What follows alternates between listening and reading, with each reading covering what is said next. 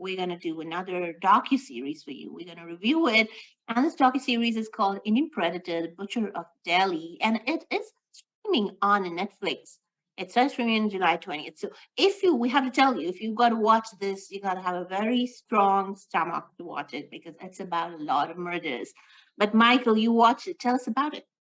Yeah, so this was produced by Vice India, and so right away I'm already intrigued because Vice has a very good history of doing these docu-series. If you ever follow any of their content here in the United States, you definitely know that they are leading in this kind of an area. So I'm already intrigued. I'm already excited, and I can tell you too that definitely, as Mira said, you need a strong stomach. That Vice is also very notorious for telling it how it is and showing the content for how it is as well. So this is about a lot of murders. It's kind of a murder mystery docu-series, and they're very explicit with that content. So we do encourage to watch with discretion.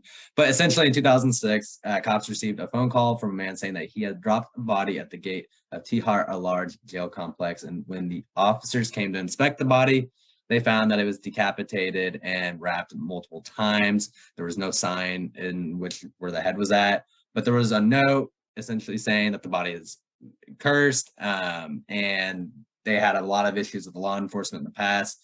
This was the body of the person they found at the jail, served time for a crime he claimed he did not commit, etc. But the body was not identified, and the investigation continued pretty much until 2007, until another body was dumped in front of the prison complex, this time with no note, but dismembered and wrapped in a similar way. Soon after, another body with a note that forensic scientists figured out was written by the same person, and thus they conduct an investigation. So, as you can tell, this is a pretty gruesome docu-series, but at the same time, it's one that we typically all enjoy kind of watching, these kind of mysteries and trying to figure out who these killers are. So with that, I'm going to let Em kind of unravel all these details and tell you how exactly it turned out. So, this again, I have to tell you that you have to make peace with the fact that you'll be viewing a lot of blood and gore here in this docu-series, which is a three-part docu-series. Any docu-series, if you know how docu-series are made, the 3 or 4 main types. The first one is like a docudrama, where you go in an all-real format. You speak to endless number of neighbors, friends, distant relatives, chat with them, chat with cops, and chat with lawyers, popping in and out, and then you create an entire string around that subject of the docu-series, docudrama. So the other one is the completely fictionalized version where you don't have footage from the real scene of crime or from the real event.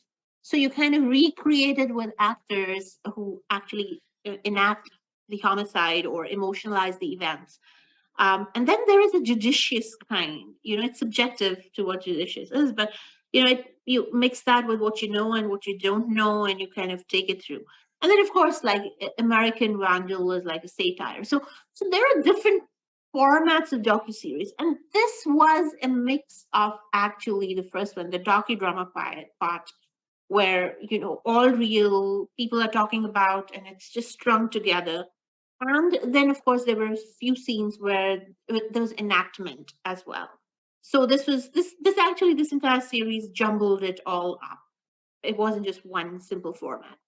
Now, um, having said that, be ready for the fact that there is no anchor to the entire documentary.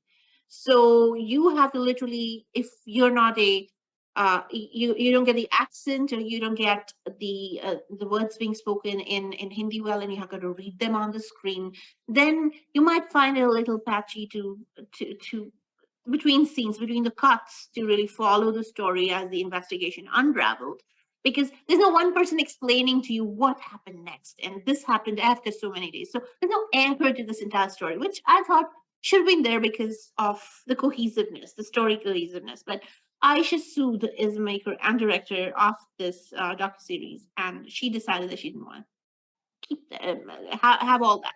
Now, as Michael said, he's already given 30,000 feet of what actually this was about. This entire series was about. And this is an entire graphic recreation with police talks and expert views.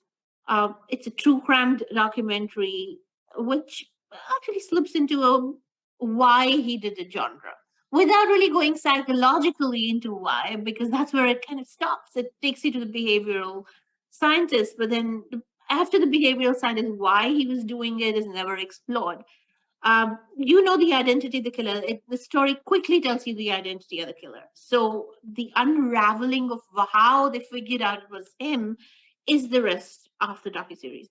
So you know the killer, but you don't know what his motivations are, why he's acting the way he's acting, and what are his triggers? Because every psychopath killer has triggers. So that kind of the drama in cinematic language, I thought uh, there, there should have been some kind of a context given over there, which was missed. If you remember, we reviewed Butcher of Delhi before this, and that was very methodical in its structuring. It did provide you with an entire. There was no patchwork. This seemed patchy because it's all police talks and expert views and the detectives who unravel the mystery without anybody telling you exactly what they were unraveling and a structure to it. So I thought that's where I got a little lost in the docu series. Um, of course, during the episode, I kept hoping that she would go deeper into the guy who's a murderer. His name was Chandrakant Jha, and we know that way ahead in the docuseries.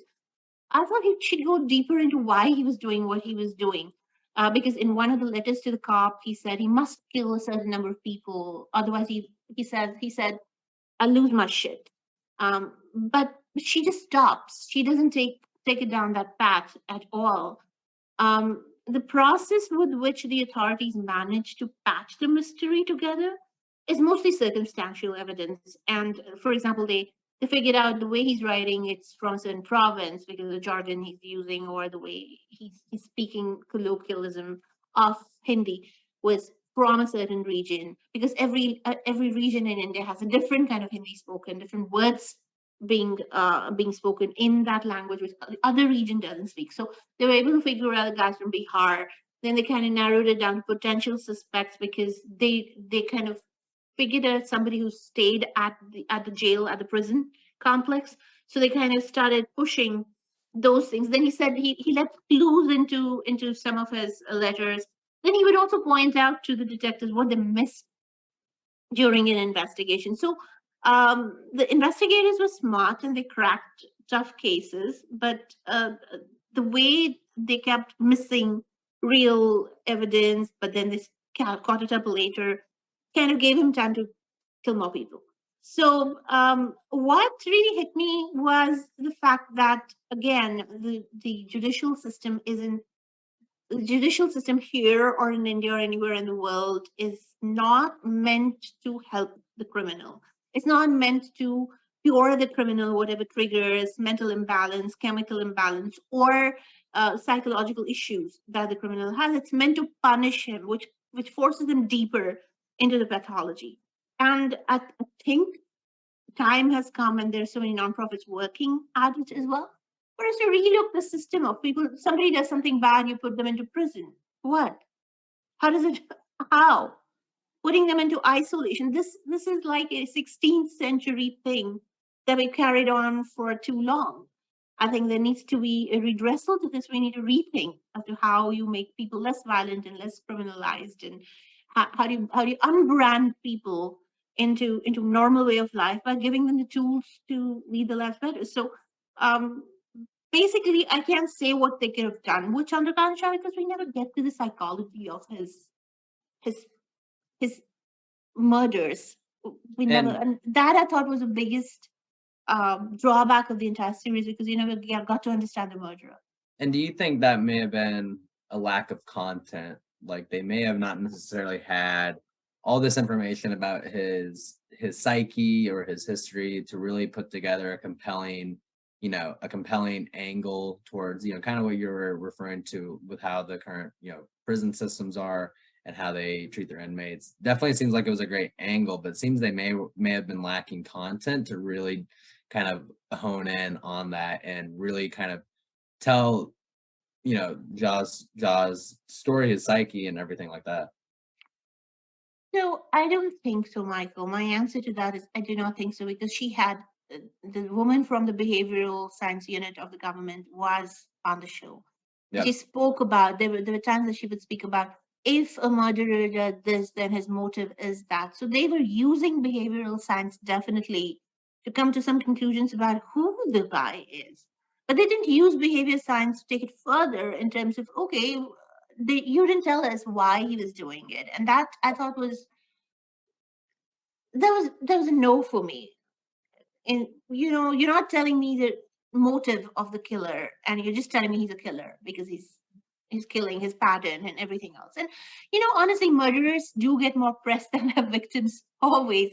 And in this case as well, as anywhere else, dead are always anonymous. They're poor. They're rarely missed after the slaughter. And too much time was spent in really profiling the killer than giving the reason as to why, what was his relationship with the people that he killed, and why, what triggered him, were they wrong and he right somehow, what justified him killing them. So none of that is really delved into, and I thought that was some uh, I missed that. Well said. And I think that's pretty good to kind of wrap this up.